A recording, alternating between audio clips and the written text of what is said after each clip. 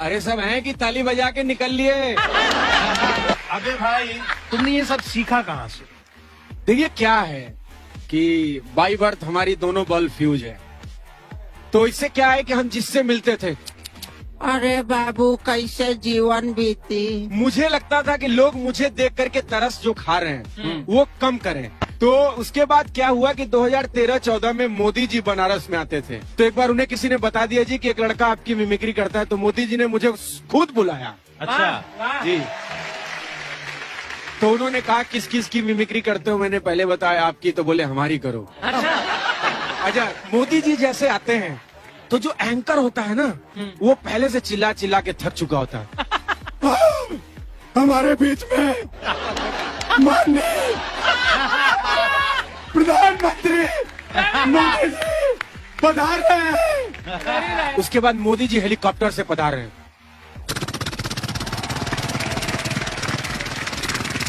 और जैसे ही मोदी जी पधार रहे हैं, पूरी भीड़ एकदम पागल हो जा रही है। मोदी मोदी वाह मोदी मोदी, क्या बात, वाह। भारत माता की, भारत माता की जय। मन पर विराजमान लाफ्टर चैंपियन की आदरणीय निर्णायक मंडल की जजेस श्री शेखर सुमन जी, जो कि अपने बिहारी एक्सेंट से क्रिएट कर रहे हैं बजेस, एवं विशाल संख्या में पधारे हुए वाह मेरे प्यारे भाइयों और बहनों, आपका प्यार मेरे सराखों पर। इस प्रकार का उनका पूरा ये क्राउड का पूरा सेटअप। बात है। अच्छा, मुझे और किसी भी करते हो तो मैंने कहा जी राजनाथ जी की भी करता हूँ। अच्छा, ये तो पूरा मंत्रिपरिषद कॉपी करके बैठा है। राजनाथ जी की सुनाओ। निश्चित तौर पर जैसे सभी लोगों को सुरक्षा मिल रही है, वैसे रियलिटी शो के जजेस को भी, कंटेस्टेंट को और ऑडियंस को भी सुरक्षा मिलनी चाहिए। क्या बात है। अरे वाह, तुम तो बड़ा अच्छा करते हो। अच्छा, मैं तुम्हें तब मानूंगा जब तुम योगी जी की करोगे। अच्छा, योगी जी पूरी तरह से उत्तर प्रदेश के लोगों की शिक्षा और सुरक्षा को हमने सुनिश्चित करने का कार्य किया है। और आप लोग जिस तरह से मुंबई की फिल्म सिटी में कार्य कर रहे हैं, उसी प्रकार से हम लखनऊ में भी फिल्म सिटी का निर्माण करा रहे हैं। वाह वाह।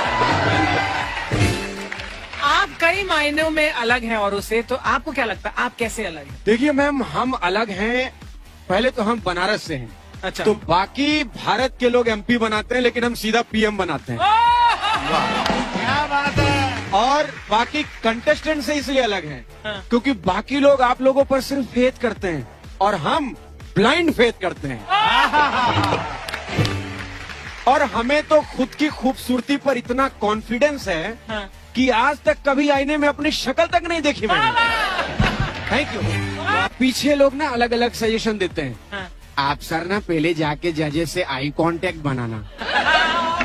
मैं कहा मैं और आई कांटेक्ट। अच्छा, कुछ लोग तो ऐसे बोले कि जजेस को देख के आप नर्वस मत होना। अब उन्हें कौन बताए कि नर्वस वो होते हैं जिन्हें दिखता है। और यूपी से होने की समस्या देखिए कि 6 साल तक हमें खुद ही पता नहीं लगा कि हमारी आंखें खराब हैं। हमें लगा लाइट गई हुई है। जब घर वालों को पता लगा कि हम नहीं देख सकते, तो अचानक उनकी आंखों के सामने से भी भयंकर अंधेरा छा गया। सब तो सब मेरे पापा, जिन्हें पहले महाभारत में अर्जुन बड़ा पसंद था, वो बोले ये धृतराष्ट्र भी कोई बुरा आदमी नहीं था।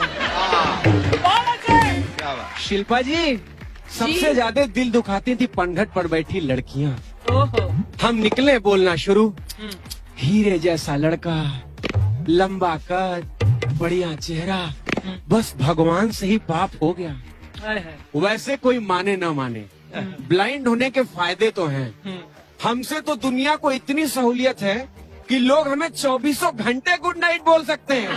और तो और दूसरा फायदा ये है, किसी भी शादी में हमें मुंह दिखाई नहीं देनी पड़ती। और सबसे बड़ा फायदा ये है कि रियलिटी शो में रोशेल जैसी खूबसूरत लड़की स्टेज तक छोड़ने आती है। नरूला भाई, इतनी बातें सुन के कल को आंखें दान मत कराना। अर्चना जी, मेरे लाइफ की ट्रेजेडी देखिए। क्या? मैं एक बार एक अंधे के रोल के लिए ऑडिशन देने गया तो मुझे रिजेक्ट कर दिया।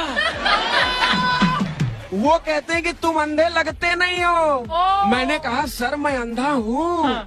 बोले वो तो ठीक है लेकिन वो फील नहीं आ रही है। वैसे अर्चना जी, आपने सुना तो होगा ना कि प्यार अंधा होता है। हाँ। गौर से देखिए, वो प्यार मैं ही हूँ। एक दिन हमारे एक दोस्त ने मेरी लाइफ बदल दी। उसने मुझसे कहा, देख नहीं सकता तो क्या हुआ, अरमान तो तुम्हारे भी मचलते होंगे ना। फिर क्या, हम निकल पड़े कर्म करने। पहले हमें लगा कि कोई अपनी टाइप की लड़की ढूंढनी पड़ेगी। फिर हमने सोचा आउट ऑफ सिलेबस कोर्स पढ़ने में क्या बुराई है। Why should able guys have all the fun. अभी पिछले दिनों एक लड़की मुझे सड़क पार कराने के लिए आगे आई।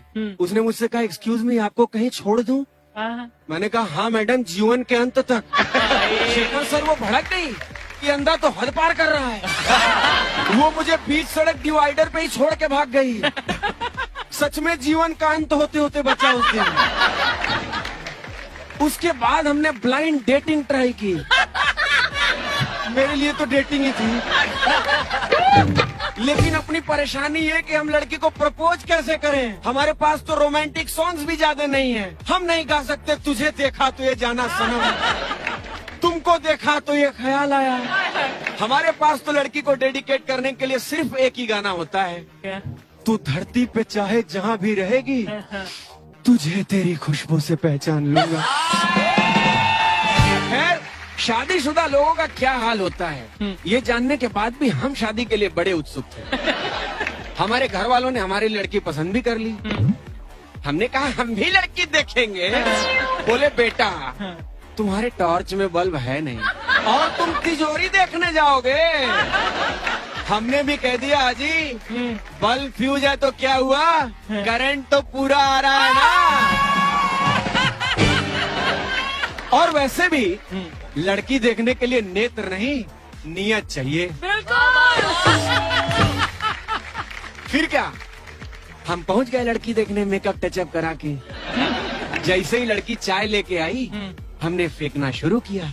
आहा, दीपिका जैसी चाल है, ऐश्वर्या जैसी नजर है, शिल्पा जैसी कमर है। ये लड़की नहीं, बिल्कुल चलता फिरता सिनेमा है। शेखर सर, इतने में हमारा ससुरा भड़क गया। अरे बेटा, तुम कुछ ज्यादा नहीं देख रहे हो। जिसे तुमने जमाने की सिनेमा कह रहे हो, वो पुरानी टीवी है, और जिसे तुम अपनी होने वाली समझ रहे हो, वो हमारी बीवी है।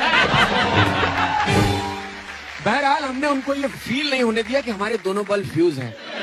हम तुरंत बाईं तरफ मुड़ के बोले, आप बड़ी सुंदर, सुशील, संस्कारी और थोड़ी शाई हैं। ससुरा फिर बोला, बेटा, वो काम वाली बाई है। हमने कहा यार, अंधा धुंध फायरिंग का अंधे को बड़ा नुकसान होता है। खैर, हमने फिर एक निशाना साधा, हम बाईं तरफ मुड़े।